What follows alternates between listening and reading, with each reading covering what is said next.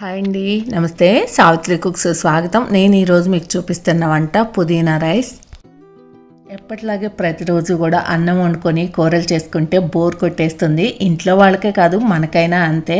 ఎప్పుడైనా వారానికి ఒక్కరోజు స్పెషల్గా ఏదైనా చేసుకోవాలనిపిస్తుంది కదా, అలాంటి రోజున ఇలాంటి పుదీనా రైస్ చేసుకొని రైతాతో లాగించేసేయండి.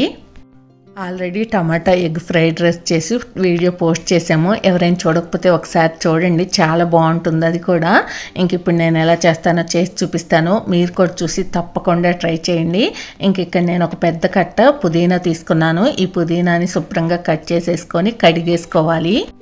మరి చిన్న కట్ట కాకుండా కొంచెం పెద్ద కట్టే తీసుకున్నాను నేను. ఈ పుదీనా అనేది మీ ఇష్టాన్ని బట్టి తీసుకోండి, కొంచెం ఎక్కువ తక్కువ ఏం కాదు. అయితే పుదీనా రైస్ మంచి గ్రీన్ కలర్లో ఉండటానికి, అలాగే మనం పిల్లల చేత పెద్దవాళ్ళ చేత అందరి చేత కరివేపాకు తినిపించాలి అంటే ఇలా ఒక 2-3 రెమ్మలు కరివేపాకు కూడా వేసేయండి. మంచి కలర్ వస్తుంది మనం కరివేపాకు వేయటం వల్ల. ఇవి రెండు కూడా వేసేసి ఒకసారి మిక్సీ పట్టేసుకోండి. ఇలా కచ్చా పచ్చిగా మెదిగిన తర్వాత ఇప్పుడు ఇందులో కొంచెం వాటర్ వేసి మిక్సీ పట్టుకుంటే ఇప్పుడు మెత్తగా పేస్ట్ లాగా అయిపోతుంది. ఇంక ఇప్పుడు ఈ మిక్సీ పట్టుకున్న పేస్ట్ని పక్కన పెట్టేసుకొని ఇంక ఇక్కడ నేను బాస్మతి రైస్తో చేస్తున్నాను.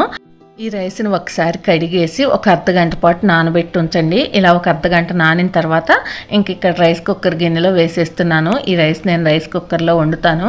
ఇంక ఇలా రైస్ వేసుకొని మనం ఏ గ్లాస్తో అయితే రైస్ తీసుకున్నామో ఆ గ్లాస్తో 1.5 గ్లాసులు వాటర్ వేసుకోండి. ఇందులోనే ఒక పావు టీ స్పూన్ ఉప్పు వేసుకోండి. రైస్కి అనేది బాగా పట్టి రైస్ టేస్ట్గా ఉంటుంది. ఇంక ఇందులోనే 1 టేబుల్ స్పూన్ వరకు ఆయిల్ వేసుకోండి. మెతుకు అంటుకోకుండా పొడి పొడిలాడుతూ ఉంటుంది. ఇంక ఇప్పుడు ఇది రైస్ కుక్కర్లో పెట్టేసుకుంటే మనకి 20 నిమిషాల్లో రైస్ రెడీ అయిపోతుంది. ఒక 10 నిమిషాలు అయిపోయిన తర్వాత స్టవ్ వెలిగించుకొని కడాయి పెట్టేసి 2 టేబుల్ స్పూన్లు నెయ్యి, 1 టేబుల్ స్పూన్ ఆయిల్ వేసుకోండి. ఒకవేళ మీ దగ్గర నెయ్యి లేకపోతే కనుక అచ్చం ఆయిల్ అయినా వేసుకోవచ్చు. ఇంక ఇప్పుడు ఇందులో 2 బిర్యానీ ఆకులు, 4 లవంగాలు, ఒక 3 యాలక్కాయలు, ఒక చిన్నవి 2 దాల్చిన చెక్క ముక్కలు వేసుకోండి. ఇంకా మీకు ఏమైనా ఇష్టమైతే మీ ఇష్టాన్ని బట్టి వేసుకోండి. ఇంక ఇందులోనే ఒక 1/2 టేబుల్ స్పూన్ వరకు షాహీ జీరా వేసుకోండి. ఇంక ఇప్పుడు ఇవన్నీ కూడా కొంచెం వేగిన తర్వాత ఒక పెద్ద ఉల్లిపాయ తీసుకొని సన్నగా పొడవుగా ముక్కలుగా కట్ చేసి వేసేసుకోండి. అలాగే 4-5 పచ్చిమిర్చి చీలికలు చేసి వేసుకోవాలి. 1 టేబుల్ స్పూన్ అల్లం వెల్లుల్లి పేస్ట్ వేసుకోండి. నేను ఇందులో ఒక 4 టేబుల్ స్పూన్ల వరకు పచ్చి బఠానీ తీసుకొని ఒక 4 గంటలు ముందుగానే కడిగి నానబెట్టేసి ఉడకబెట్టేసి ఉంచాను. ఇప్పుడు ఈ బఠానీలు వేసుకోవాలి. ఒకవేళ మీరు ఇంతసేపు టైం ఎందుకు అనుకుంటే ఫ్రోజన్ బఠానీ దొరుకుతుంది కదా, అవైనా తెచ్చి వేసేసుకోవచ్చు. ఇంక ఇప్పుడు ఉడికించుకున్న బఠానీ కూడా వేసుకొని ఇవన్నీ బాగా వేగే వరకు ఇలా కలుపుకుంటూ ఉండాలి. ఇందులోనే పావు టీ స్పూన్ పసుపు, రుచికి సరిపడా ఉప్పు వేసుకోండి. ఈ ఉల్లిపాయ ఇవన్నీ కూడా ఒక 2-3 నిమిషాల పాటు వేగిన తర్వాత ఇప్పుడు మనం మిక్సీ పట్టి ఉంచుకున్న పుదీనా పేస్ట్ వేసుకోవాలి. అంతా బాగా కలిసే వరకు కలిపేసుకొని ఒక 2-3 నిమిషాల పాటు మూత పెట్టి ఇది ఇలా వేగనివ్వండి. ఈలోపు మనకి రైస్ కూడా రెడీ అయిపోయింది. చూడండి, పొగలు కక్కుతూ రైస్ ఎంత పొడి పొడిలాడుతూ రెడీ అయిపోయిందో. ఇంక ఇప్పుడు మనకి పుదీనా కూడా వేగిపోయింది. ఇప్పుడు ఇందులో మనం వండి ఉంచుకున్న రైస్ని వేసేసుకొని ఒక 1/2 టేబుల్ స్పూన్ గరం మసాలా వేసుకోవాలి. కొంచెం కొత్తిమీర సన్నగా కట్ చేసి వేసుకోండి.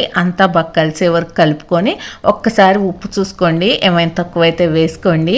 నేను ఇక్కడ తీసుకున్న రైస్ 300 గ్రాముల వరకు తీసుకున్నాను. మీకు కొలతలు అర్థమవుతాయని చెప్తున్నాను. ఇంక ఇక్కడ పుదీనా అంతా కూడా బాగా రైస్కి పట్టేసింది కదా. ఇప్పుడు మీకు ఇష్టమైతే కనుక కొంచెం వేయించిన జీడిపప్పులు వేసుకోండి, ఇంకా ఇష్టంగా తింటారు. ఇంకా జీడిపప్పు బఠానీలు అనేవి మీ ఇష్టము, మీకు ఇష్టమైతే వేసుకోండి, లేకపోతే వదిలేసేయండి. అంతే, ఎంతో టేస్టీగా గ్రీన్గా ఉండే పుదీనా రైస్ రెడీ అయిపోయింది. మరి మీరు కూడా తప్పకుండా ట్రై చేసి ఎలా వచ్చిందో కమెంట్ చేయండి.